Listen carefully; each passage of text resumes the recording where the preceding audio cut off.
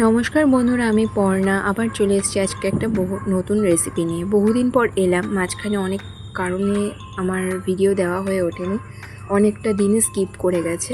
যাই হোক, আপনাদের পুজো কেমন কাটলো, সবাইকে শারদীয়ার শুভেচ্ছা আর শুভ বিজয়া।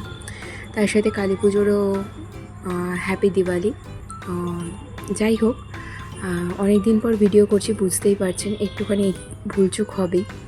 তো আজকে করবো পোয়া ভোলার সর্ষে পোস্ত। আমি মাছগুলোকে প্রথমে সুন্দর করে কেটে নিয়েছি। প্রথমে তাকে পরিষ্কার করে নিয়ে ধুয়ে নেওয়া হয়েছে।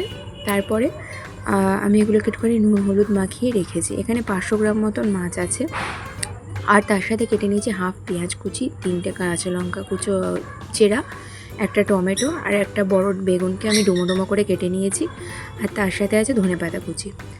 কড়াইতে তেল গরম করে আমি মাছগুলোকে এপিট ওপিট করে হালকা লালচেভাবে একটু ভেজে নেব। মাছগুলো ভাজতে থাকি, কেননা মাছটা অনেকটাই। এবার মাছগুলোকে খুব বেশি ভাজবো না, কেননা নোনা মাছ তো ভেঙে যেতে পারে, বেশি নাড়াচাড়া করা যাবে না। তো আমি এরকমভাবে এক এক করে মাছগুলোকে ভেজে নিয়েছি। কড়াইয়ের তেলটা একটু গরম হয়ে যাওয়ার কারণে কড়াইটা একটুখানি পুড়ে গেছে, আশা করি আপনারা বুঝতে পারছেন। যাই হোক, আমি এবার মশলাটা করে নেব। এখানে নিলাম 1 চামচ কালো সর্ষে, আর ছোটো চামচের 2 চামচ পোস্ত, আর তার সাথে 2টো কাঁচা লঙ্কা নিয়েছি বেটে নেওয়ার জন্য। আমরা বাড়িতে সাধারণত শিলের বাটাটাই খাই, খুব কমই মিক্সিটা ইউজ করা হয়। যদি মশলা বেশি থাকে তবেই মিক্সিটা ইউজ করি। এখানে আমি সামান্য নুন দিয়ে মশলাটাকে খুব সুন্দর করে মিহি করে বেটে নেব।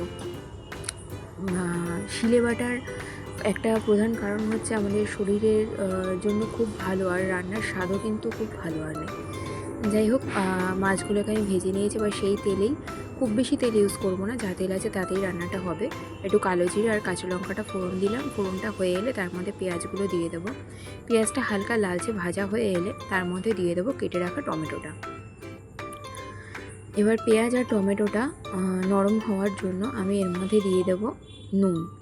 খুব সামান্যই দেবো, কেননা ওখানে বাটা মশলার সাথেও নুন আছে, আর মাছের সাথে তো নুন আছে, কেননা মাছটা নিজেও নুন।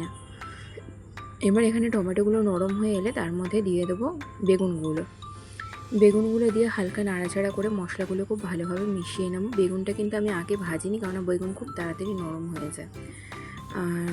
এবার মশলাটা মেশানো হয়ে গেলে আমি বেগুনের মধ্যে দিয়ে দেবো বেটে রাখা মশলাটার মধ্যে আমি সামান্য একটু হলুদ দিয়ে নিয়েছিলাম, আর বাটি ধোয়া জলটা দিয়ে মশলাটাকে খুব ভালোভাবে কষিয়ে নেব।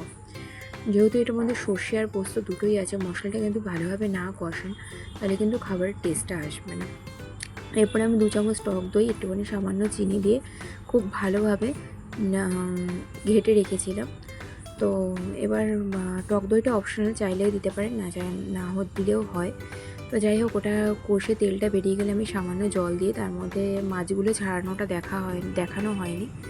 যাই হোক, মাছগুলো দিয়ে আর তার মধ্যে ধনেপাতা কুচোনোটা দিয়ে ফুটে গেলে খুব ভালোভাবে কিন্তু আপনাদের রেসিপিটা রেডি হয়ে যাবে। যারা হোস্টেলে থাকে বা যাদেরকে খুব ফাস্ট রান্না করতে হয় তাদের জন্য কিন্তু এই রেসিপিটা খুব দারুণ, আর খেতেও খুব টেস্টি হয়। আমি এখানে গার্নিশের জন্য কলাপাতাটা ইউজ করেছি, কলাপাতাটাও কিছুটা অপশনাল।